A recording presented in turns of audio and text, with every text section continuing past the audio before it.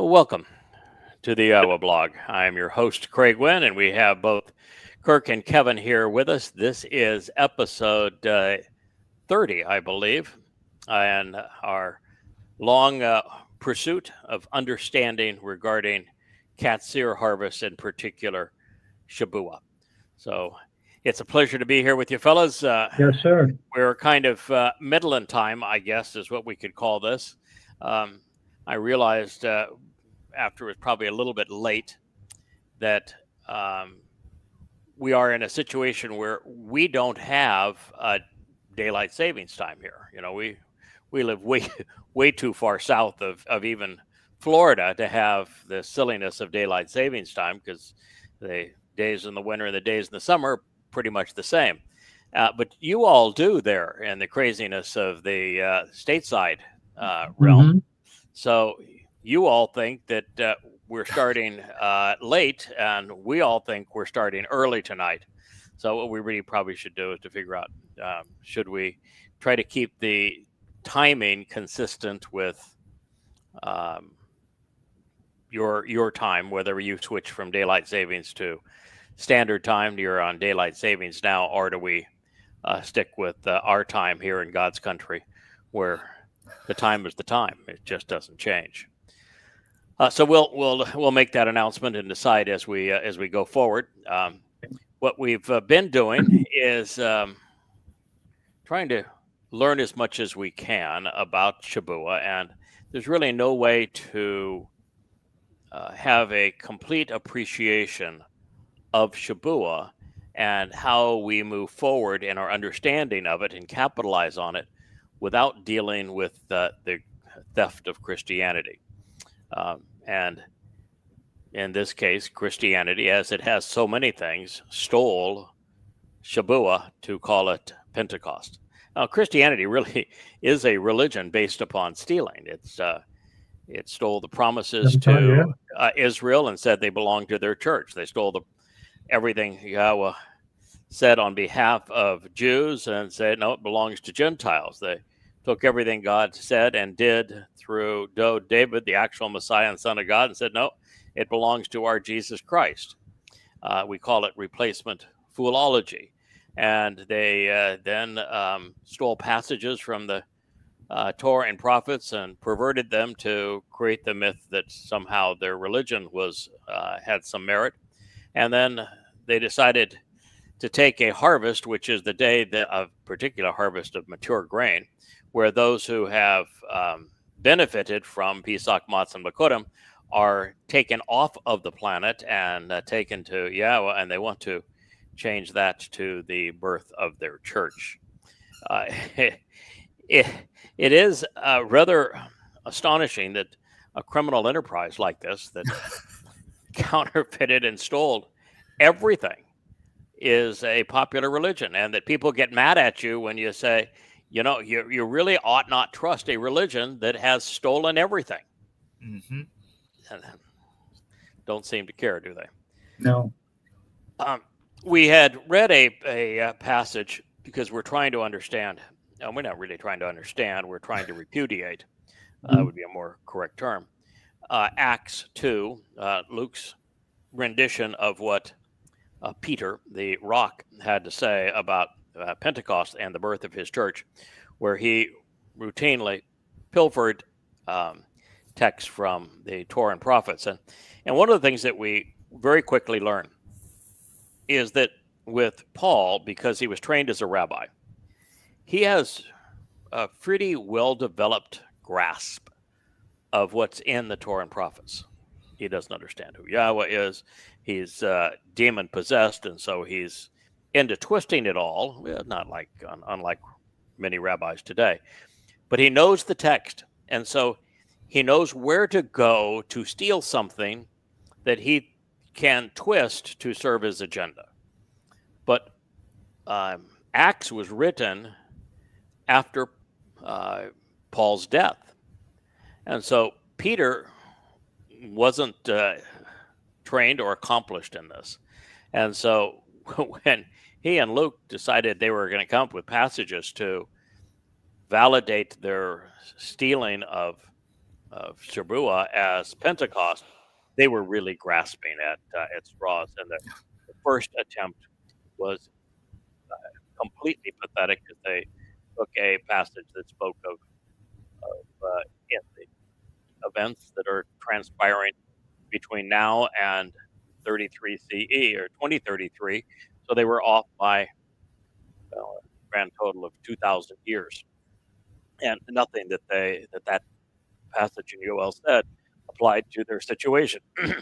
And then they took a passage from the 16th Mizmor Psalm to claim that the Lord was always with the Lord, and the Lord is on the right hand of the Lord, and should the Lord always be with me? I mean, it's just, and the passage they took doesn't mention Lord, and it's Yahweh and Dode having a conversation, and it's Dode saying that he has placed Yahweh before him, and there's no mention of Yahweh in the text. So if you were doing just a bit of fact checking, which is probably a good idea if you're going to put your soul at risk to a religion, you think that maybe you want to do some fact checking. Yeah. And that's caused me to no longer be a Christian. I led all these Bible studies and been an ordained ruling elder and trained evangelist and all of this sort of thing. I started doing some fact checking, and I couldn't find any facts to support any of it. Yeah. faith. And I found countless numbers to impugn the faith. And I said, well, my only choices here is I go on and continue to believe what I know not to be true, and that didn't seem to be a very good choice, or I admit that I was wrong and that Christianity is wrong. And I chose the latter and became an agnostic for a while. And this is where we are, because here's what Dode actually wrote. He says, I intensely desire to firmly place Yahweh, a name that never appears anywhere in the Christian New Testament, including the passages that they stole, before me, always and continuously, consistently and perpetually. It is true that as a result of me being right and my orientation on the correct side as the right hand, I shall neither be forsaken nor fall into an unfavorable or unresolvable circumstance, nor shall I slip up and be found inadequate. Psalm 16:8. And in this particular case, Dode is saying that he's at the right hand of Yahweh, which he is. That's his rightful position. He's not genuflexing here to a Lord and not saying that a Lord is right. He's saying, he's right to have this rightful place beside Yahweh. Therefore, my attitude and thinking are joyous. What's more, the manifestation of power, which is abundant and valued, within my persona, expresses joy over this enormously favorable and uplifting situation and outcome. Here it's Dode saying that he's delighted with the manifestation of power and the value that Yahweh has placed on his unique persona. It's Kabud Ani. He's speaking in first person, and Ani speaks of me, myself, and I. So how do you get from there to speaking of an independent Lord, and you have two Lords in the passage, and there's not even one Lord in the actual text? Yeah, not one mentioned yet. So how do they get there? Yeah. In addition, my herald proclaiming the good news regarding my physical body lives and abides with confidence. So he's now impugning Pauline doctrine's fixation on Gnosticism, whereby the flesh is supposed to be bad. He's now joyous about his corporeal's herald news regarding his physical body, which he's saying lives and abides with confidence. And he's actually speaking, I think, of the herald that lives and abides with confidence, because in his herald speaking and sharing news regarding his physical body, which was sacrificed on Pesach, because that physical body was destroyed because it had no value. The thing that has value is his soul. So Dod's statement, it's so clear that it could not have been misconstrued. It could not have been misappropriated by accident. And that means that the Christian ripoff was deliberate and fraudulent. It's the difference between manslaughter and murder in a trial. And yet this lie, which is fraud because it's perpetrated with intent, is essential to the Christian faith.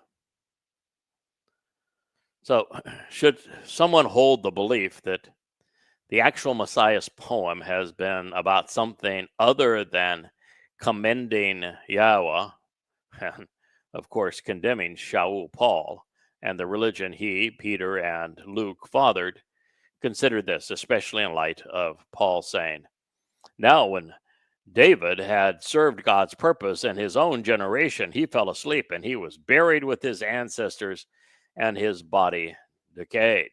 Acts 13:36. Well, based upon what we just read, methinks this proves that the principal author of the Christian New Testament deliberately lied. This is the text that we read in 16:10. By way of contrast, you will not abandon your association with my soul. With regard to Shaul or Sheol, never allowing your set apart one to see corruption or degradation. Mizmor lyrics to be sung, 16:10. It would appear to me, and I'm just a casual reader here, that Paul's statement in Acts 13:36 is the exact opposite of what Dode wrote, and Dode was an inspired prophet of Yahweh. So when you read, "Now when David had served God's purpose in his own generation," there's no Dode, no David to fulfill Pesach, Matzah, and Bakodim, and there's no David to come back as the ultimate king. Which yeah, and I think it's interesting that he prefaces that with the statement before about, "Hey guys, guess what my herald's going to say about this? You know, just wait till my herald comes on the scene and starts to tell you about this act stuff that you're talking about. I'm not going to be degraded. My herald's going to tell you all about it." That's exactly right. And here now, Paul in Acts is saying that David served God's purposes in his own generation, which means that there can be no Dode as the Messiah and Son of God returning on Pesach, Matzah, and Bakodim and year 4000 Yah to perform these fulfillments on behalf of Yahweh, which means since they're not mentioned in the Christian New Testament, they were not fulfilled. So God just had a screw up there, according to Paul, whose actual name is Shaul. And Dode fell asleep on the job. And so Dode was buried with his ancestors and his body decayed. Well, then how did he fulfill Pesach? Well, anyway, this is what the passage that Paul was misappropriating actually reads. By way of contrast, you will not abandon your association with my soul. So that means ongoing basis. Yahweh is not going to bury and forget about Dode. And as a matter of fact, what it also says is that if you're paying attention here, the thing that matters is not Dode's body, but his soul. Yes. You're not taking your body into Sheol. The body is not going anywhere that's going to serve you any purpose. In fact, Yahweh had to reconstitute a new body for Dode's nefesh soul to occupy to fulfill Pesach. So the whole fixation on a body being buried and decaying is irrelevant if you're considering the testimony of Yahweh. So you can't screw up that royally and be considered a truthsayer.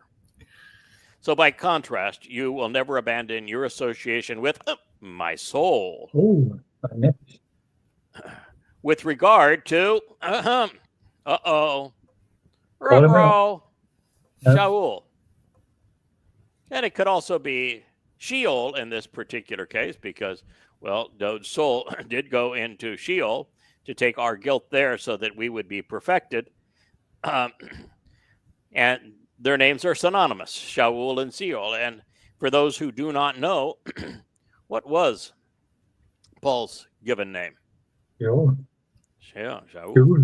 Shaul. Yep, it is. And it means to question him. He is there any other Shaul that we can use maybe as a harbinger of this one? There was a king by that name. Oh, yeah, and he was the people's choice, wasn't He he? didn't like Dode either. Yeah, and no, he didn't like Dode either. And he was demon-possessed too, wasn't he? Yes, he was. And didn't Shaul, Paul, also admit to be demon-possessed? Yeah, right in Damascus, of all places. Okay. So here you go. You got both of them demon-possessed. Both of them have the same name. Both are popular among the people, but rejected by God. And both hate Dode. So maybe there's a coincidence there. Can you recall any other mention of a fellow named Shaul in the prophets? No. How about Chabauk? Oh yeah, well, you mean when he mentioned him? Yes. Yeah. There is a mention of Shaul. Yahowah says where he calls Shaul out by name, and he says that he's the plague of death, and then describes everything about him: his fascination with Gentiles, his going about against circumcision, and the fact that he is going to be present at the time that the Moed are being fulfilled by Dode. So Shaul is condemned by Yahowah, by God, as the plague of death.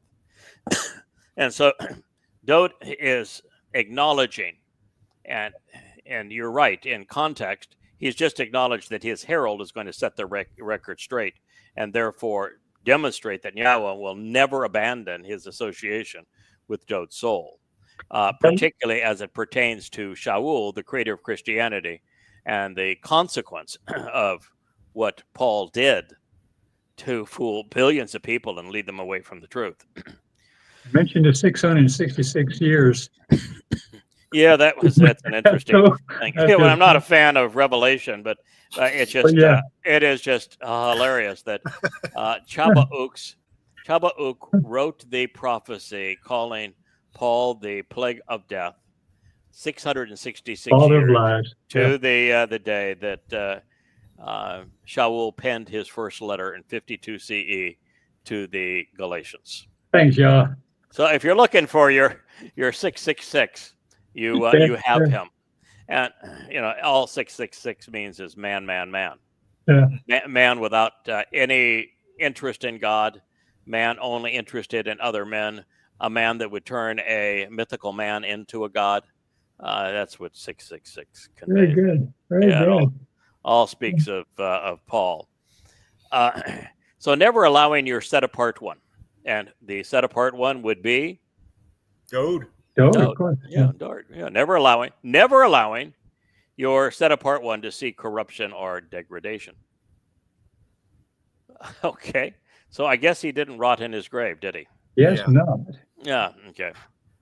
So this was written 1,000 years in advance to invalidate Christianity as well as Judaism. Dode is not dead.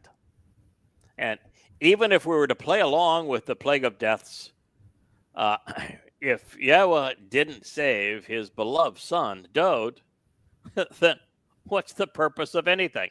You think he's going to save Mary, the mother of God? The pervert Paul, who was demon-possessed?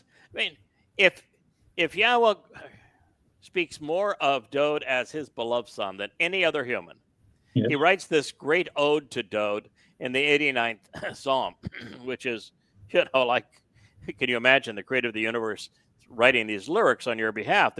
They're amazing. And you want to pretend that he's dead, that Yahweh didn't bother to save Dode's soul? Well, Hardly. yeah, then what would the hope be for any of us? And Mm. what just from a comprehension point of view here, if you're going to equate physical death and the decay of a physical body, would that be the end of a person? And that's what Paul is trying to say. So that he's going to say that because he fulfilled his responsibilities in his generation, he's dead, he's buried, that's the end of him. If that is the case, then how could there be anyone saved? Mm-hmm. Hasn't everyone other than Eliah and Enoch suffered that fate? Mm-hmm. Yeah. So that means that Paul was dead and buried too. He would be, therefore he couldn't be saved. So that would mean there isn't anyone, and if Christians want to think this through, if you're dead and buried, you can't be saved, your body is, and you're gone, you're nothing but worm rot, then I'm sorry, that means all of you. There is no hope. Now, the fact of the matter is that Paul's fixation on the flesh is just flat out wrong. Our physical bodies, and I can speak for myself, I'm happy to be rid of it. Me too. We're getting a spiritual upgrade. With being a spiritual being, we can go and travel across the universe. We have the ability to be immortal. We're able to be perfected. You can't perfect a physical body. They all degrade. They all decay. You can't, with a physical body, even travel to the next planet, much less explore the universe. Mm-hmm. If you have a physical body, you would be incinerated in God's presence. So you're so limited. We have a universe that's probably 6 dimensions, and Yahweh's in the 7th. You can't get out of the 3rd with a physical body. So why would you want one? Yeah. And I understand this point in time gives us the opportunity to demonstrate whether or not we choose to live with Yahweh, demonstrate whether or not we have the interest in getting to know him and accepting his conditions and embracing the benefits of the covenant and attending the Moed Mikre, being committed to working for him. It's a great way for God to establish a filtering system such that he isn't stuck with a bunch of numbskulls for all eternity, right? Unless it's us numbskulls, then, Well, that's a different matter. Yeah, different matter. No, I mean, God has to have a way of eliminating those that don't belong and having a way of properly calibrating and testing, if you will, those who do belong. Mm-hmm. And we accomplish that through this life in these physical bodies. But once that's done, it's not to say we'll never have a physical body again. Well, Dode will have had 3. I will have had 3. Most of us will have at least 2. And this whole concept is based on something that obviously Shaul never understood, which is E equals MC squared, the great Jewish formula of Einstein. And what he realized is that energy and matter are really the same thing. So we can be transitioned from a material being to an energy-based being by upgrading our nature, because energy is equivalent to matter times the square of the speed of light. So matter is a hugely diminished form of energy. And therefore, we can have physical bodies when they have value, like Dode lives on with Yahweh. He needed a physical body to fulfill Pesach. God gave him one. Not difficult to do, because energy is so much greater than is matter. And it's a straightforward formula of transitioning from one to another. And even when we choose in the future to enjoy a meal, to sing a song, to go physically explore another planet. We're not converting. All that is now represented by our spiritual energy into that, which is really an avatar, that physical body that our soul can occupy for that moment. It's a tiny, tiny, tiny representation of who we are. Mm-hmm. So I just wanted to point out that if you were just to be logical on what Paul was claiming, that if you're dead and buried, that's the end of you. You've served your purpose. Goodbye. And if that's true with Dode David, then it has to be true for everyone else, and that means that there is no salvation for anyone. Fortunately, Paul was wrong, and there is salvation for those who accept the terms and conditions of the covenant. So when we are alerted to the realization that it was Dode's soul that fulfilled matzah by carrying our guilt into Sheol and then celebrating Bikurim, when the Spirit released him to come home, we find affirmation of the Zeroah's role in the Mikre throughout these declarations. A great treasure was squandered in this regard to embellish a myth. The plague of death went on to say, that would be Shaul Paul. So it is also stated elsewhere, you will not let your Holy One see decay. So now he is claimed that Dode is worm rot, that he's nothing but he's decayed. So Dode has to be written off. So now he's very cleverly positioning the Holy One as his Jesus. And because it says, you will not let your Holy One see decay, he's claiming then there has to be a replacement for Dode. Now, if God were going to say that, then you would think he would mention this replacement's name, don't you think? I would, yeah. Yeah, you'd say, okay, all right, the experiment with Dode, that didn't work out the way I really wanted it to. I got tired of it. So we just decided that all those prophecies that I made regarding him being the eternal king, building a throne forevermore for him, that's just, we just forget about that. And oh, by the way, I forgot to tell you to forget about it. And I actually told you that if it's not all true, then you can call me a liar.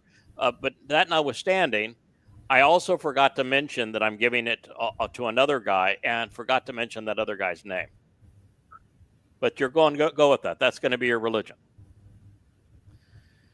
So Paul is now trying to steal all of the promises that were made to Dode and his titles and all of this sort of thing by saying that it is stated elsewhere, you will not let your Holy One see decay. Now, by the way, he never quotes where these things are found. This, by the way, is Acts 13:35. I will cite where that was read. Shame to where shame is deserved. Let's never lose sight of the realization that Shaul and Shaul are synonymous for a reason. One definitely leads to the other. So Luke, aware of Paul's twisted portrayal of Psalm 16, did his mentor proud and had Peter endorse the same myth. Now, keep in mind that Peter and Paul were enemies. Paul in Galatians condemns Peter. So they are mortal enemies vying for control of this myth that collectively is being presented. And so you have now Luke, after Paul's death, trying to create this chronology. And of course, the chronology has to begin before Paul exists in the story, because Paul didn't exist in the story at any time around the mythical Jesus. So now he's trying to weave Paul's nemesis into the story, and Luke's loyalties are strictly with Paul. Luke was Paul's propagandist. He was his healer. And so that's what he's attempting to do. And so he's now embellishing this story, trying to legitimize what Paul has written, and by putting these words into Peter's mouth. But before we go back to Acts 2, there is this misconception in Christianity that the New Testament begins with the book of Matthew, and then the book of Mark, and then the book of Luke, and then the book of John, and then in no particular order, the 14 letters of Paul. That's the way it's presented, isn't it? Mhm. Oh, you got a book of Acts in between there. That's the way it's presented. Well, that's not the way it came to be.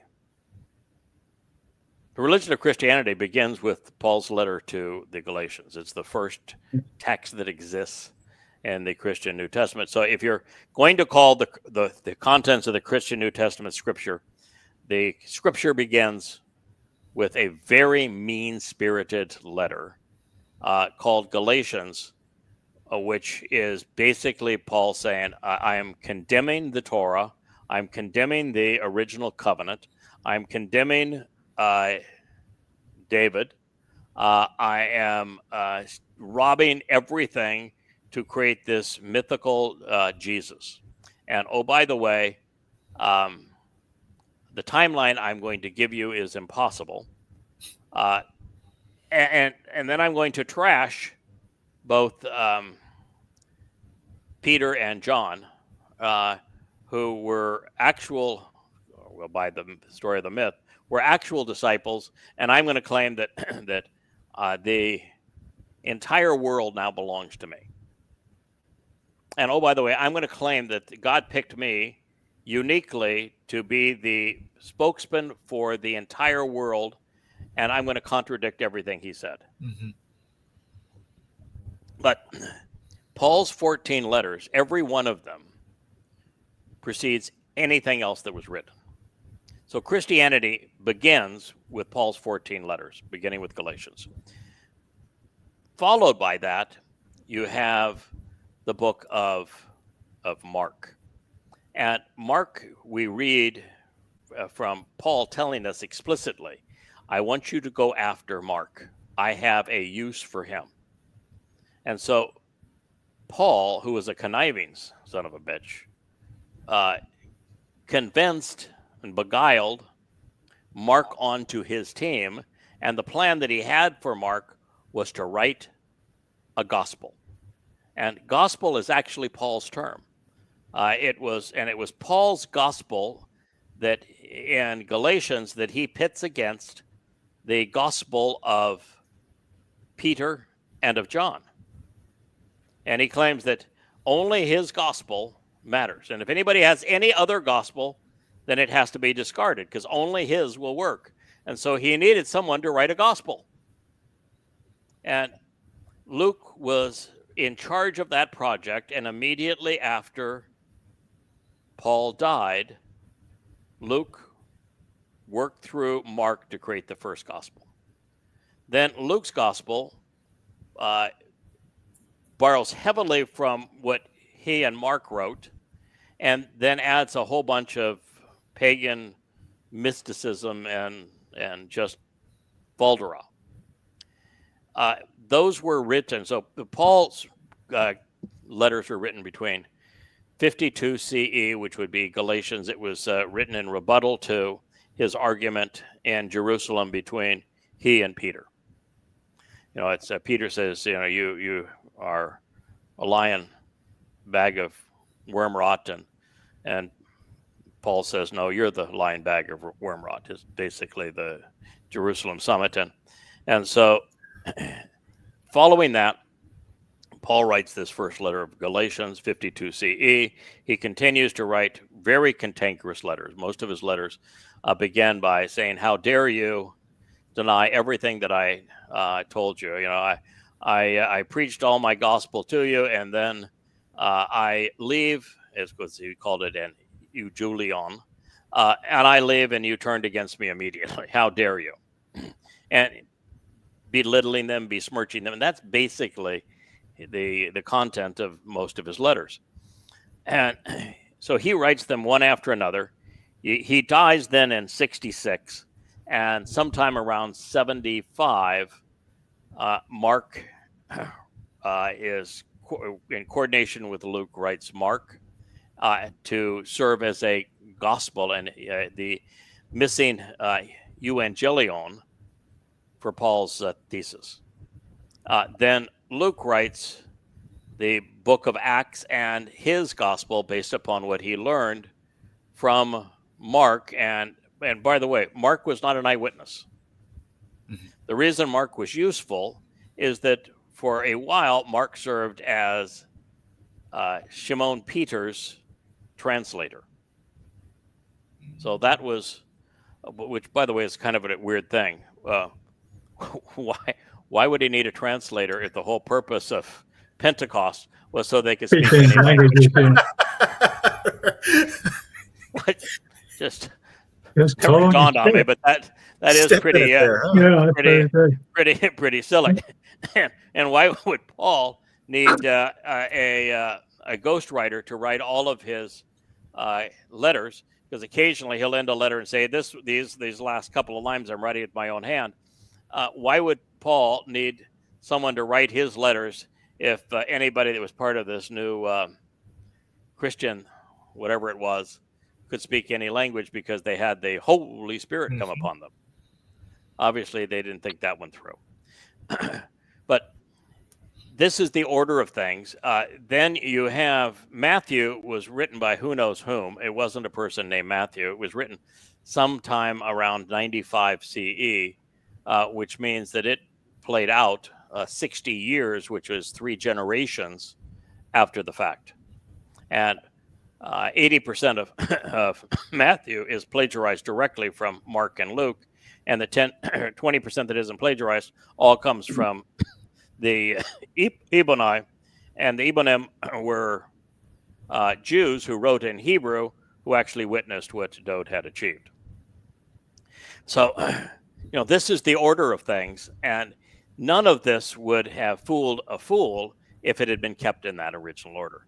Right. And almost all of the really important declarations like, well, you are the Christ, the Son of God, those were not written until sometime in the middle of the 4th century, around 350 CE. They have no existence prior to then. Wow. So almost everything that's really important in the Christian New Testament was written around 350 CE and has no prior basis. The more you look, the worse it is for Christianity. And of course, they want to claim this the inerrant word of God.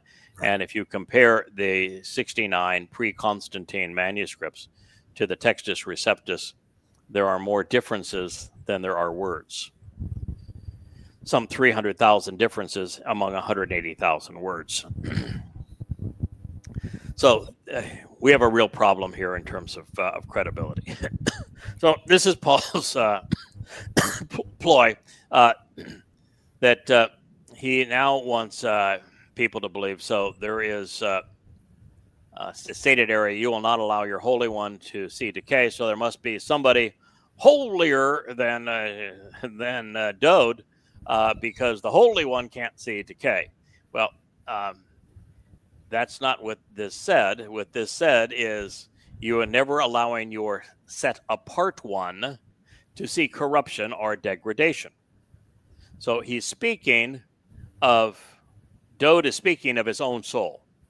And he's saying, of my soul, you, Yahweh, will never allow my soul to see corruption or degradation. And so Paul's line is designed to rip that off, to give the implication, since he has just said that Dowd's body is decaying, that there must be somebody else, even though the statement clearly says that Yahweh will not allow Dowd's soul to see corruption and decay. And there is no chance that Paul didn't know that he was deliberately deceiving in this regard. Okay, so back to Luke. Luke is aware of Paul's twisted portrayal of Psalm 16 because he had served as his as mentor, And he had condemned throughout his life Peter. So he tried to see, can I get Peter to say, or I guess since I'm the only one writing this, who's going to know what Peter actually said? I'll just go ahead and write what I want to write. And this is what he wrote in 2:27. Because thou wilt not leave my soul in hell, neither wilt suffer thine Holy One to see corruption. So Peter has just said that the Lord, my Lord, says my Lord, is at my right side. He's just had this corruption of the 16th Mizmor Psalm to infer that David was speaking of his Lord, speaking about his Lord to his Lord. So this would be speaking of, the implication is Jesus to Yahweh. And now he is saying that because thou Holy One will not see corruption, he is inferring that must be the Lord that Dode was speaking, but not speaking to the Lord, but not the Lord about. You're following along now, aren't you? Yeah. Okay. So, more correctly and completely, this is what was written. Because my soul will not be utterly forsaken and totally abandoned in Hades, neither will your set apart and dedicated one be allowed to see decay and decomposition. Acts 2:27. So now what they're inferring is that there must be a bodily resurrection as opposed to the Passover lamb fulfilling Passover as it's related in the Torah, which requires the physical body, what's left of it, to be incinerated that night. They've now misconstrued the soul and the body, and they're suggesting that because, even though this was said specifically of the soul, they're now pretending that it was speaking of the body because they just didn't want to mention soul. So they're now pretending this was the body, therefore there had to be a predicted resurrection. But it doesn't say that. And they're pretending here that since Dode was dead and buried, Dode could not be speaking about himself when he was speaking about himself. Because Dode is buried, therefore he could not have been speaking about himself, even though he was speaking about himself in first person. It's exceedingly twisted, but that's nonetheless the game. So the inference here that Peter, Paul, and Luke were making at Dode's expense, and those he would have saved, was that Dode's body rotted in the grave while Jesus did not suffer that indignity. Now, of course, the problem with that is the prophecy was addressing Dode's soul, not Iusu's body. There's no mention of Iusus or Jesus, and there's no mention of, in the context of degradation, a physical body, only a soul. Therefore, the authors of the Christian New Testament deliberately deceived the faithful to promote their religious myths. That's the only reasonable conclusion. Also, it also proves that if they want to apply this to Jesus, that he could not have been the Passover lamb. That's all there is to it, because the body of the Passover lamb is destroyed. It's so obvious in the psalm that Dode was speaking of himself and not a future Lord, that with every word it's apparent that Yahweh continues to seethe over the travesty of the Christian religion.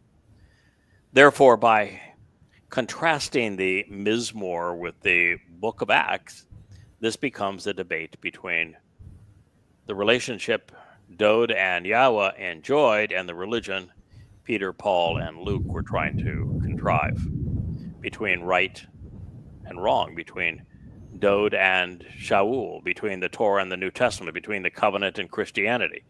God is on Dode's side, or Dode is on God's side, whichever one you want to look at it, which is why Team Twistianity had to misquote him, misappropriate him, pervert and twist everything that was said. So you are forewarned and thus forearmed. The fact is, religion leads to death and to destruction, while Dod's way leads to renewed life. It is the reason this Mizmor was written. So let us never forget that Dod spoke of what he and his father would achieve by fulfilling the Moed Mikre together.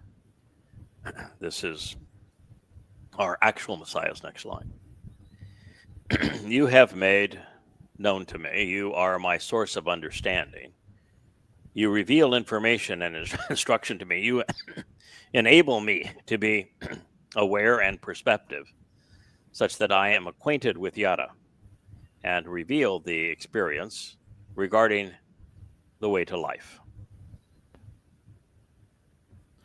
So that would be the opposite of what they just said. Dod's Derek had buried. He fulfilled his purpose in his generation. His body was corrupted, and therefore this had to be speaking of someone else. And Dod just says, you have made known to me the way to life. So Dod can't be dead and buried, can he? No, sir. So if a Christian were to read the next line, they wouldn't be a Christian anymore, would they? You would hope not. There is total satisfaction and contentment in the abundant, transcendent joy associated with your presence. The pleasure of being accepted by being right with you is glorious and forevermore. So, no faith. It's a matter of being right with Yahweh. Dod is totally satisfied, content. He's experiencing transcendent joy, and he is in Yahweh's presence. That's what he wrote. And he knows the great satisfaction of being accepted by being right with Yahweh and being on his right side. And that is a glorious resolution of everything he has said and done, and that it exists forevermore. Mizmor lyrics to be sung, Psalm 16:11. Folks, no matter where you look or where you read, Dod's relationship with Yahweh is eternal. Dod is the only person that Yahweh calls his son and says, of Dod, I am your father, and he says it 3 times. Dod is the only person that Yahweh specifically asked to be anointed 3 times, and then said, beyond that, I personally anointed him with my own special oil. No other individual like that. There's only one person that Yahweh says, he is my chosen one. There's only one person that Yahweh said, he is the set-apart one of Yisrael. It's only one person that Yahweh claims is the eternal and returning king of Yisrael. There's only one person that Yahweh has established a home for his throne forevermore. All Dod. And when Yahweh writes these exceedingly favorable statements about Dod, like in the 89th Mizmor, he calls out Dod by name. When Yeshayah speaks of the son who is given, he announces that that son who is given is Dod. And no matter where you turn, it's all about Dod all the time. He is the central figure in Yahweh's story, and it never changes. And you have, by comparison to that, 0 mentions of a Jesus. Not even a hint of one. So these shysters had to work in overtime and overgear to create the illusion that there were statements in the Torah and prophets and Psalms that spoke of their counterfeit, because they all speak about Dod, and there is nothing, not a thing that is written about Jesus. This lie is so transparent and so obviously premeditated that rather than having any respect for Christianity You just want to spit it out of your mouth. It's like it's vomit. So what we just read was written in first person by Dode, the actual Messiah and Son of God, about his personal experience with Yahweh while transitioning from matzah to Bikudim and forevermore. This is the greatest moment in Dode's life, and it is an eternal celebration. Anyone projecting this great achievement onto someone else is destined to engender his father's wrath.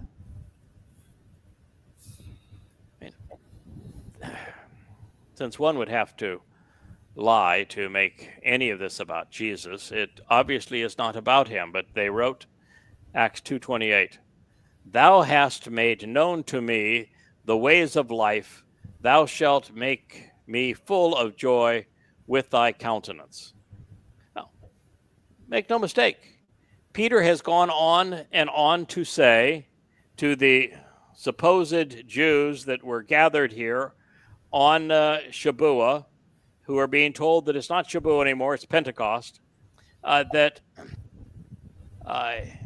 he is proving that Jesus, who they knew, was spoken of in their scriptures. And this is the best he has to offer. I mean, if you're saying that this is the be-all and end-all for all time, God in the flesh, the Son of God, the ultimate Messiah, the Savior, and that he's the one proclaimed in your scriptures, and this is the best you can do, you misquote Dode? I mean, what are we to make of that, fellas? So how do you get around this? His name is called out, and his name is called out, and his name is called out. You can't. They didn't erase all of those names, and I often wonder why don't Yehudim and Israelites, why didn't they jump down their throat on this and say, "What are you, insane?" I mean, make up your own little religion and go to India. Yeah. I mean, why would you try to rip off the Torah and prophets and Psalms of Yahweh and Dode and Moshe, and then contradict them when they don't say a thing about what you're trying to promote? I mean, yeah. Why not just, make up your own fairy tale? I mean, Homer had the decency to make up his whole story. That's right. The Iliad. Yeah, and the Iliad and the Odyssey. Yeah. Why can't you be original? Well, Paul wasn't in Yehuda for long, right? He ends up in Damascus and does most of his work outside of Israel, right? Yeah, he goes all the way to Rome. Yeah, he makes a couple of trips through, I think. But clearly, he had no idea as to what happened, and he was out claiming the world for himself. And and it's just like the so much of what we read in these ancient cultures and ancient religious beginnings. Paul, in his own words, says, I died miserable and alone. Everybody abandoned me. Well, of course they did. I mean, you read his letters, everybody that he preached to in every city abandoned him. And then at the end of his life, he says, everyone abandoned me. Of course he did. This is utter nonsense. And Peter and Luke are no better. So a literal translation does not resolve the problem of pretending that this someone applies to the Christian myth. It reads, reveal and make known. This is gnosko, provide the information needed to understand and thereby expose to me the way to a complete and fulfilling life of joy and gladness in proximity to your presence. Acts 2:28. That's not a citation of the psalm either. So, in reality, after serving as the Pesach lamb and then carrying our guilt into Sheol to perfect us on Matzah, Dode was celebrating firstborn children with his father, along with the promise of the sevenfold enrichment and empowerment of his soul. Shabuah is now possible and would follow, but, well, not for another 1,993 years. And so this is something, is really something for a very, very different time. And we know that Shabuah is preparing us for Teruah and for Kippurim. From what I can tell here, we have the Wookiee and Jammies. And Wookiee, I think, wants to make a final show appearance and in the Wookiee Jam Jams. So here is the Wook. It is family hour. So I guess there's no problem having the Wook and his jammies ready for night. There he is. So, hi Wookiee. Who says, yeah, I know that guy. Yeah. So Wook. Hey, Wooks. So what Wookiee is actually doing is he is kissing the picture of me on the screen, thinking that's my dad. Sometimes he woofs at the Wookiee on the screen because, well,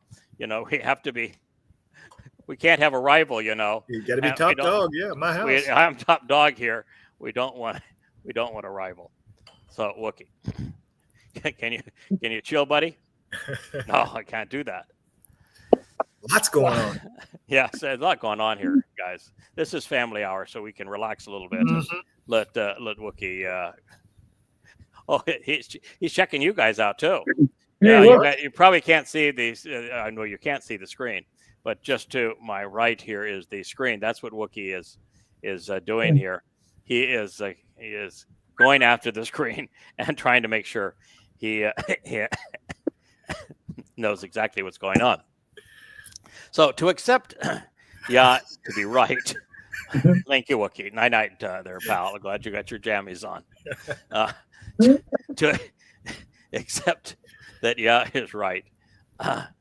We need to do that if we're going to escape this life alive. And to know Yah is to live. To be with Yahweh is to be joyous, which is what Dode was expressing. He's satisfied, he's content, and Yahweh's presence, just as are we. We would have to search long and hard to find a more fitting proclamation to refute the likes of Peter, Paul, and Luke, because Dode is saying, well, sorry, pals, don't mean to disappoint you in everything. I know you wanted me to be done with my life and be dead and buried, but nonetheless, here I am having a great time with my dad in heaven. So too bad you guys will never be here. Well, not too bad. I'm glad. So we could go through this material 1,000 times over and never grow weary of what Dode was revealing. And yet, by contrast, there's the swamp of grotesque corruptions known as the Christian New Testament, and it is filled with deliberately convoluted statements like this one, whether it was written by Luke or Peter or a combination of both, and yet it is by a factor of 1,000,000 to 1 more popular than what Yahweh inspired his actual son and Messiah to write. Isn't that amazing? God tells us, I've got a son. His name is Dode. He is the Messiah. He's the king. I have a throne that I've established for him. I chose him. I love him. He's right. Together, we're fulfilling Pesach, Matzah, and Bekonim. He writes an eyewitness account about having done these things. And the world, with the exception of very few people, and for a very short time, rejects all of that and prefers to believe this hogwash over this false Messiah that has absolutely no evidence. I mean, they're so desperate for something to legitimize him, they pull passages that, well, they have to completely misrepresent, and even then, they don't do the job. So one of the three things is true here. Shimon agreed with Shaul and wrongly attributed something Dode wrote about himself and his relationship with Yahweh and projected it onto the mythical Ayusu. Perhaps Luke, Paul's apologist and propagandist, put these words in Peter's mouth to support his mentor, Shaul. And if you're wondering who to blame for this deliberate and debilitating deception, yeah, you may want to consider who wrote it. Now, that's not exonerating Peter. If there actually was a person named Rock, we don't know. Maybe so, maybe not. But the likelihood that Peter shared any conversation he had with Luke is about 1 in a billion, because Luke represented Paul and Paul hated Peter. Okay. So the third option is the entire Christian New Testament is a work of fiction, and that it was contrived from the beginning to end. No more credible than the Odyssey. And frankly, since it is so far from the truth and so inconsistent with Yahweh's testimony and so inflammatory, so convoluted and contradictory, so poorly written and unconvincing, you should be wondering where to cast blame for this deliberate and debilitating deception. So you may want to consider the third possibility, which all of this is just simply an extrapolation of what Shaul, the plague of death, perceived, and all the rest was conjured up to fill in around him. So our excursions into the bowels of the Christian New Testament has thus far provided nothing to suggest that the Torah's presentation of the Shabuah harvest was fulfilled 2,000 years early. And yet, by considering how its authors convoluted Yahweh's intent by misquoting him, we have learned a great deal about the religion Peter, Paul, and Luke perpetrated to literally rob Jews of their rights and responsibilities, beginning with the very Son of God and actual Messiah, Dowd. Oh, well, actually beginning with Yahweh, because they erased his name. They replaced him with a God of their own making. And while it is both awkward and disingenuous, Luke is now reinforcing one of Paul's most ludicrous arguments by placing it in the mouth of his rival, Peter. So does anyone believe that repeating the derogatory assessment of Dowd means that Jesus existed? Or if they had to deliberately lie to reinforce this myth of Jesus, wouldn't it mean that the myth of Jesus is a deliberate lie? I think so, yes. That's the only logical conclusion, isn't it? Mm-hmm. Knowing that, because there's no getting around, they deliberately lied. Yeah. No, there's no getting around that. They took passages that clearly did not apply to anybody other than Dowd. They misrepresented them. They misappropriated them. They misconstrued them to reinforce a myth. And it was appalling. It was childish what they did. It was clearly a deliberate deception. You could not do this by accident and do it over and over again by accident. So it's a deliberate deception. So if you have to create a deliberate deception to justify your religion cannot be true.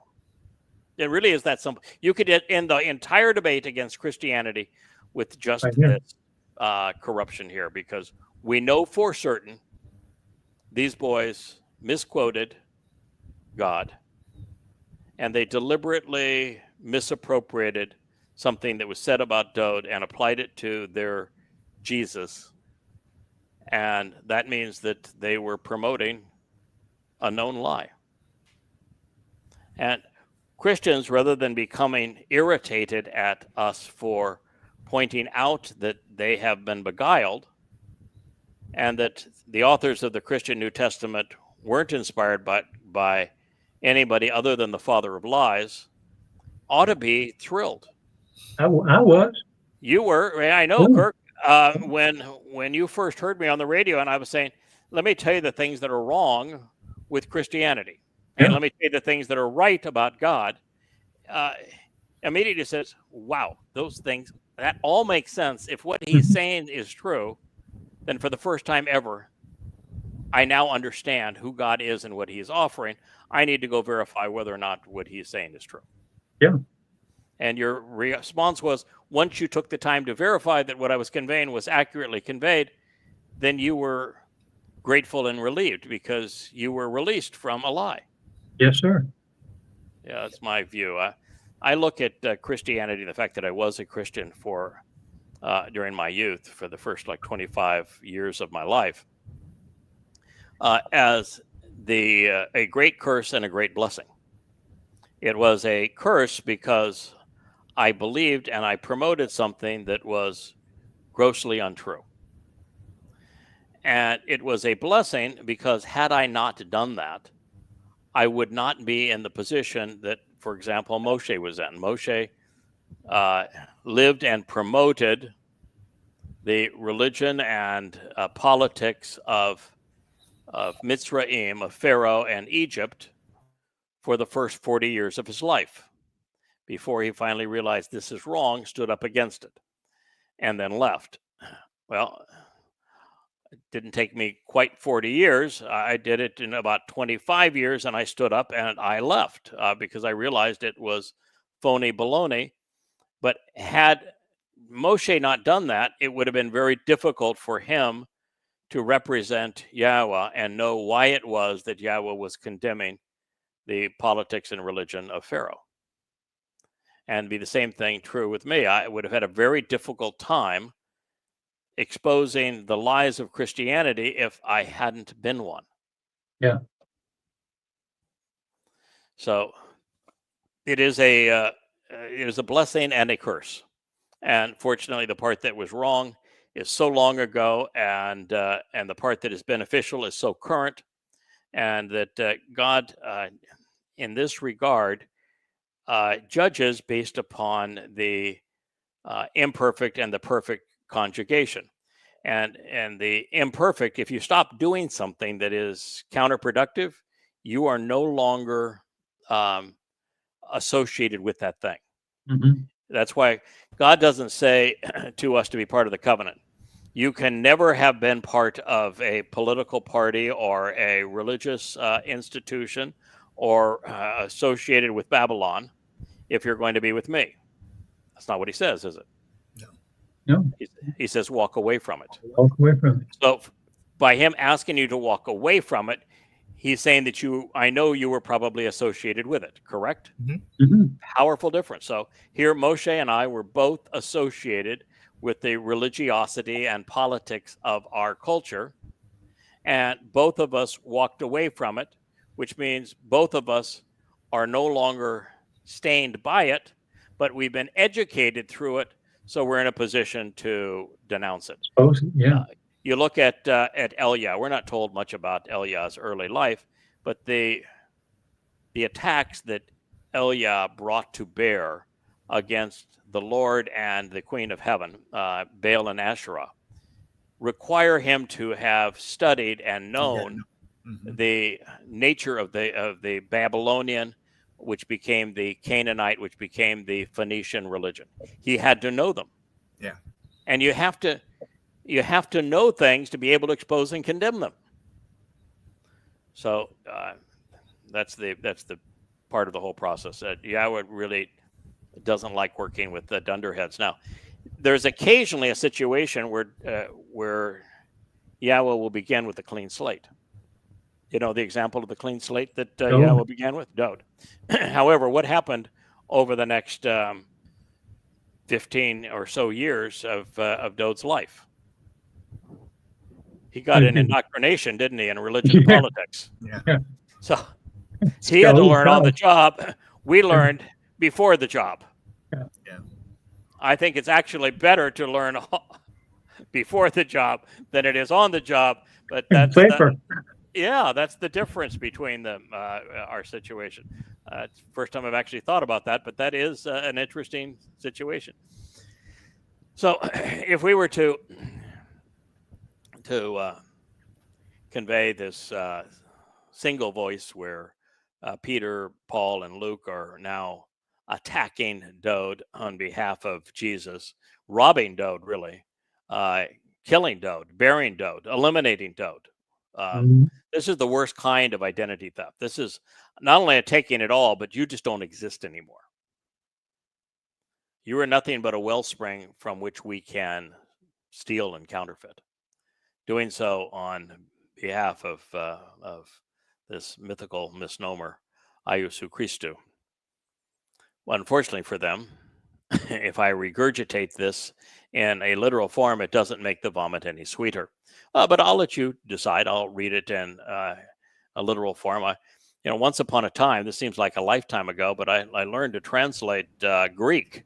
And boy, I'm glad I don't have to do that anymore. But I'm glad that I did it for this. And now we're able to expose a literal form. But I don't rely on my literal translations of the Greek. I'm always presenting one or more of the more common translations, so that no one can say, "Hey, you're not an expert in this. How dare you?"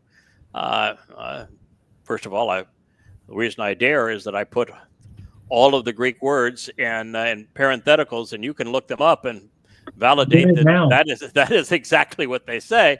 So that's why that's why I dare. But I give you an English translation, which is no better.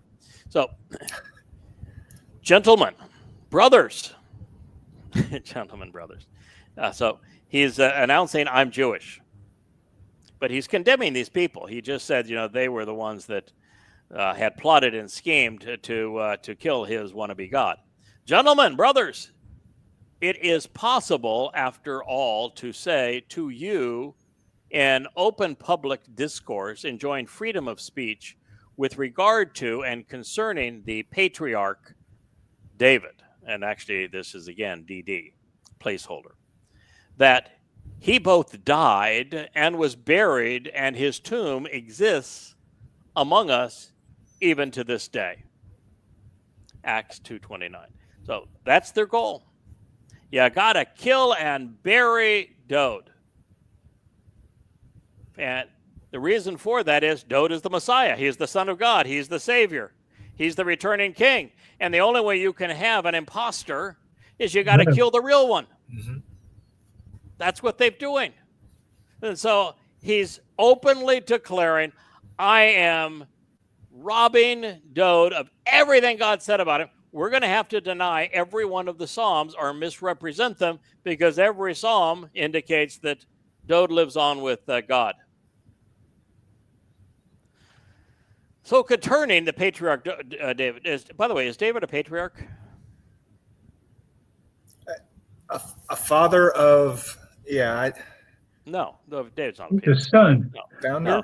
No, David, the patriarchs are Abraham, Yishak, and Jacob. Those are the patriarchs. Okay. When Yahweh speaks of your fathers, the forefathers are always limited to Abraham, Yishak, and Jacob. They existed 1,000 years before David. David is not a forefather. In fact, David is the opposite of a forefather. He's a son. Son of Yahweh. Yeah, they don't. Yahweh doesn't refer to Dode as a father. And yet, just to give you to clue yourself in here, what is Abraham based upon? It's Abraham, right? Yeah, father. Yeah. And what is Ab? Father. Yeah. Father. So if you want to know who the fathers are, you start with Father Abraham. Dode means beloved son. That he both died, and he has to be both died and he buried. And his tomb exists, and you can go over there to his tomb. By the way, I don't think his tomb does exist. I don't think we have any idea where Dode is, and I think that's probably by design, because his body is meaningless. What matters is his soul, and I'll tell you exactly where his soul is. It's in Shamayim. This is Acts 2:29. Being therefore a prophet. Oh boy, so we're going to acknowledge him as a prophet. And knowing that Theos swore an oath that out of the fruit of his loins would sit upon his throne, he foresaw and spoke about the rising up and standing upright of the Christone, because namely, he was not left behind and abandoned to remain in Hades, nor did his flesh see decay and decomposition. That's the whole purpose here. Now, I've read everything that can be known about Dowd. I've translated it all. Spent a lot of time serving as his herald. And I missed the part where he spoke about a Christo. Christo. Right. Could you guys maybe point out where he spoke about a Christo so that No, I can be up on let me know. Yeah. I don't think he did that. Okay, and this misunderstanding about from your loins, it all comes down to my favorite prophecy of all prophecies is 2 Samuel 7. And in 2 Samuel 7, Yahweh goes from speaking of Dowd and to Dowd. So he tells Nathan that I want you to say this to Dowd, and then he speaks to Dowd in second person. You know, Dowd this, Dowd that, Dowd everything. So Yahweh in first person speaks of Dowd and refers to him in second person. You. And then when Yahweh, then after he's done all of this to speak to Dowd, he speaks of Dowd in third person. And then he returns to speak directly to Dowd again. So, and this narrative, which is the narrative of everything that's going to take place from 1000 BCE to 2033 CE, over this 3,000 years, he tells us all that's going to take place with Dowd. And in the midst of it, he has several lines where he speaks of Dowd in third person, which he does very often. Yahweh makes this change to pay special attention. I'm speaking to you about my son now. I want you to get this. And at no point does it say that the future king is going to come from his loins. Dowd is the returning king. And when you read the entire story in 2 Samuel 7, it's obvious that Dowd, who is the only one named, is the one whose throne is being established by Yahweh. Moreover, in the story in 2 Samuel 7, who's the prophet? Second is Nathan. Nathan is the prophet. Nathan is the prophet. Nathan is the one that goes to God and is speaking for God. So this says that Dowd as a prophet foresaw. That'd be a problem, wouldn't it? Yeah. means you don't know who was speaking to whom in this passage. Right. So there is no place where Dowd as a prophet recognizes a Christ. Now, there is a place where Dowd as Gabriel speaks of himself as a Mashiach going forward in time to fulfill Pesach Matzah B'Korim, and he provides the exact date that he's going to arrive to fulfill Pesach Matzah B'Korim. Mm-hmm. And that one goes all the way to the end that speaks specifically of even our day and the last 7 years. So, but that person is a Gabriel, and the Gabriel is the courageous and competent, most courageous and competent man of God. It is Dowd. So they got this wrong in every which way. And the person that the passage said would not be abandoned so as to remain in Hades was the soul, nephesh, of Dode, speaking of his fulfillment of matzah and leading to Bikurim. And it's not Hades, it's Sheol. They didn't want to use Sheol because too close to Shaul, I guess. And when he's speaking the flesh, he's speaking of his herald. And so this is a deliberate act of fraud. The co-conspirators of Christianity were overtly committed to killing and burying the only person that Yahweh, who happens to be God, called his son and said, I am his father. The only one that Yahweh anointed 3 times. The only one that Yahweh called his chosen one. The only one that Yahweh called the set apart of Israel. The one whom Yahweh said, I am establishing the covenant through him. The one that Yahweh said, if all of these promises that I have made to Dode do not materialize exactly as I have said, you can call me a liar. So this enables a replacement foolology, but it also affirms that the Christian New Testament is rubbish. It is a criminal act of identity theft. And there is nothing more irritating in the universe to Yahweh than robbing his son, whom he dearly loves, of his due, unless it is to go beyond killing Dode and degrading Dode on behalf of a myth, and then causing people to worship that myth as if that myth were a god. The single most offensive thing in all of human history to God is Christianity. I see that. Powerful statement, but it's true. Christianity not only sought to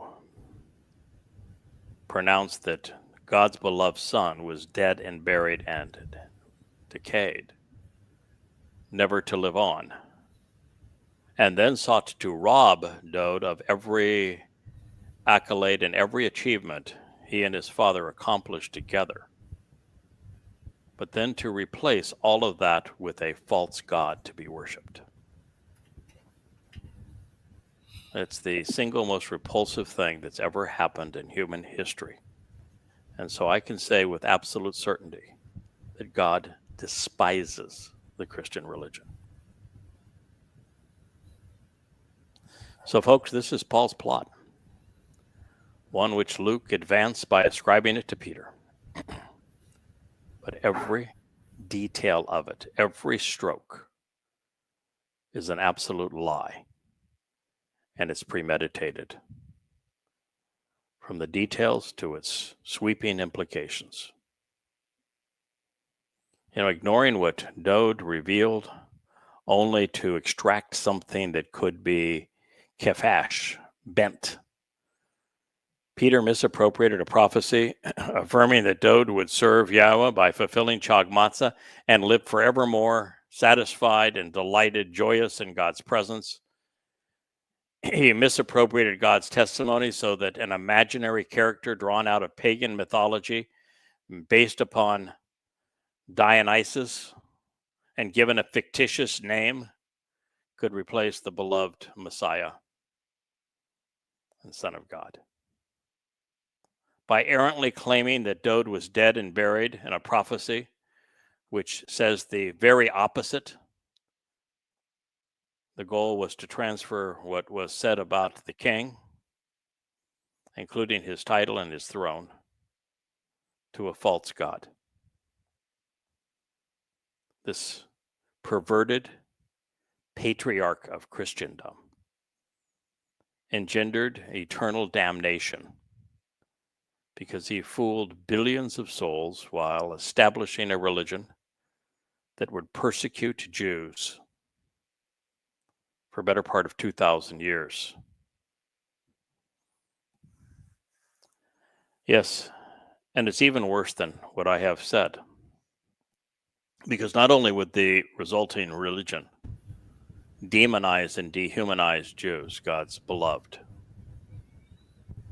it would pile this religious rubbish right on top of the truth about Dowd and his fulfillment of Pesach, Matzah, and Bekurim, which, because it was so repulsive, and because Christians were so repulsive to Jews, now it's almost impossible to get a Jew to even consider the truth that was buried underneath all those lies. Mm-hmm. And so it's one thing for Peter, Paul, and Luke to have ended the lives of billions of Goyim. They also snuffed out the lives of millions of Yehudim. And so I can tell you without equivocation that Peter, Paul, Luke, and all of those who have worked to advance Christianity have a guaranteed reservation in Sheol. You know, I've shared this previously, but now that we are evaluating the entirety of Peter's errant portrayal of Shavuot, Mm-hmm. Dowd, and Ayusu, it bears repeating that the odds against Peter and Paul, who were irreconcilable and bitter foes during their lives, promoting the same lie in both of them in their first public addresses by misappropriating the same otherwise obscure verse from a psalm to rob and bury Dowd, first in Acts 2 and then Acts 13, is incalculable. Unless it's premeditated fraud and careless. Peter and Paul stole lyrics Dowd wrote to Yahweh, affirming that God would never allow his bashar to fail, or his nefesh to die, or his fate to be negated by specifically Shaul, to not only claim exactly the opposite, but to justify applying the prophecy to an unnamed myth named Jesus. And they did so because they couldn't find any prophecy which actually spoke of their mythical Jesus, because there are none. The fact that Christian scholars haven't shown the integrity to admit the obvious, that this means that the myth of Jesus Christ and the allure of Christianity were built on an elaborate hoax that is neither credible nor accurate, is a blight on their reputations and their very souls. There is no excuse for not being able to figure this out. You know, how can I sit here with you guys and point out that this is definitely deliberate fraud and it's obvious, and prove it, and 2,000 years of Christian scholars and not a jot or tittle? And this isn't a minor issue that can be swept underneath underneath the rug or aside as a figure of speech. It is an outright inversion of the psalm designed to dismiss Dowd such that his titles, his accolades, and his accomplishment could be robbed, misappropriated to create the false impression that their Ayusu was a Christu, and that Theos had predicted this every move, and it was all a lie. In fact, when Dowd returns to fulfill Pesach, Matzah, and Bekurim, does he ever refer to himself as not as even a Christu, but even as a Messiah? Is that one of the lines that are titles that are used for that fulfillment? Or was the title Messiah applied to the role that he would play in uniting and defending God's people, shepherding God's people? He wasn't here to be a shepherd in 33 CE. He wasn't here to be a king in 33 CE. He wasn't here to protect God's people in 33 CE. he wasn't here to announce that he had been anointed by God in 33 CE. The only titles that applied to Dode in 33 CE were Pesach El, Passover lamb, Zeroah, sacrificial lamb, and Son of God. And Son of God was important because it ties into and fulfills the narrative that is found when Abraham and Yitzhak performed the dress rehearsal for Pesach on Mount Moriah exactly 40 Yobel earlier. Mm-hmm. That's it. There are no other applicable titles. I mean, why Christianity is named after a Greek translation of a Hebrew title when the Hebrew title didn't even apply. Good point. I mean really. Yeah. You've got a religion named after a Greek translation, and a very poor translation, because anointed speaks of having olive oil applied to set somebody apart for the purpose of accomplishing something on behalf of Yahweh. Mm-hmm. And their Jesus never had an anointing with olive oil. And it is a title that is never applied to the Passover lamb. It's never applied to the fulfillment of the Moed Mikre at any time. And so you've got a religion where the religion itself is named, the people are named, and the myth is named after a translation of the title. And you know, even worse than all of this, Christo from Chriso means to be drugged. Yes. It speaks of the application of drugs.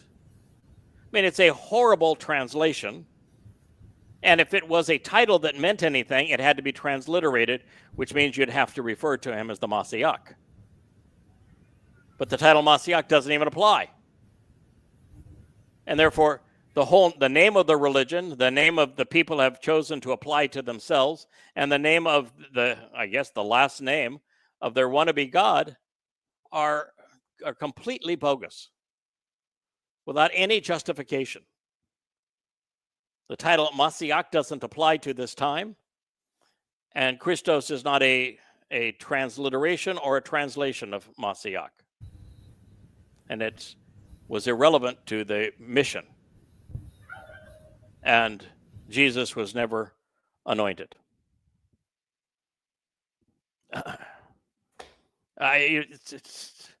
The pile of lies is so deep and so broad that it continues to be this great enigma.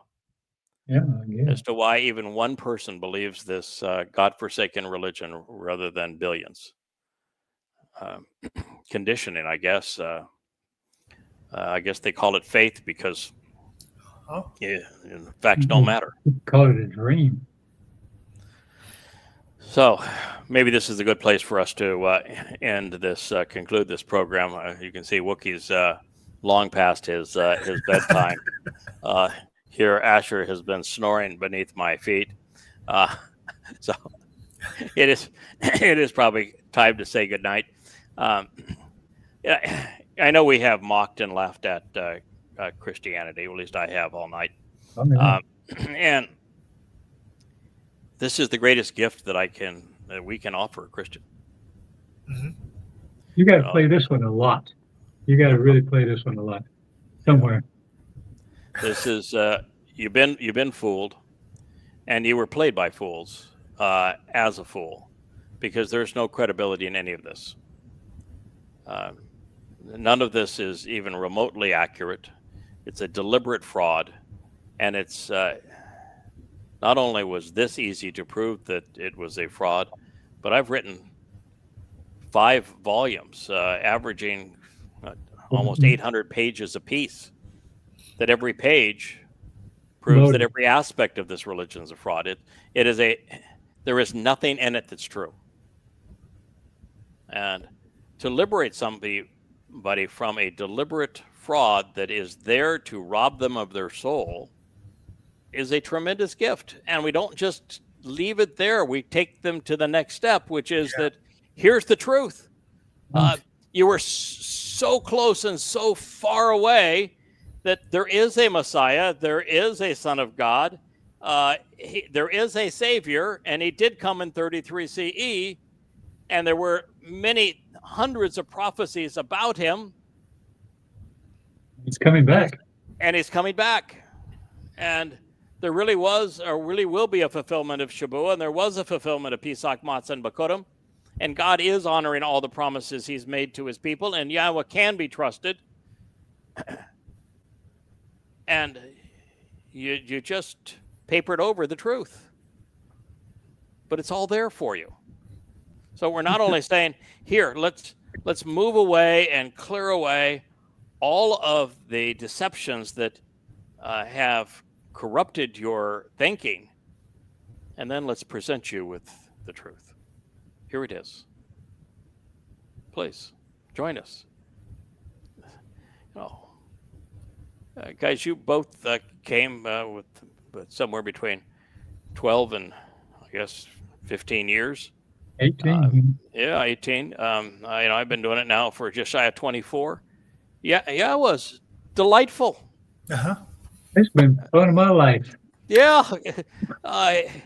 he's smart. He's funny. He's welcoming. He's humble. He's approachable. He's generous. He's kind. He's devoted to our well-being. He's exceedingly generous, giving us everything you could possibly imagine. Why would you want to create a false god to deny all of that? Insane. Yeah. Well, I think this is a good time to say Shabbat Shalom. Thank you. I'm delighted that we had no hiccups in our program tonight. I'm glad we could keep it a little bit casual with having Wookie parade around in his jams. Family hour. So it is family hour. The 2-hour family hour. Family hours. So thank you so much, gentlemen. We look forward to Yes, sir. having a wonderful you. Shabbat here in the Virgin Islands, and stateside. And good night to all of our Shabbat shalom. family members. Good night, Kevin. Shabbat Night, shalom. Kurt. Good night, Kevin. Okay.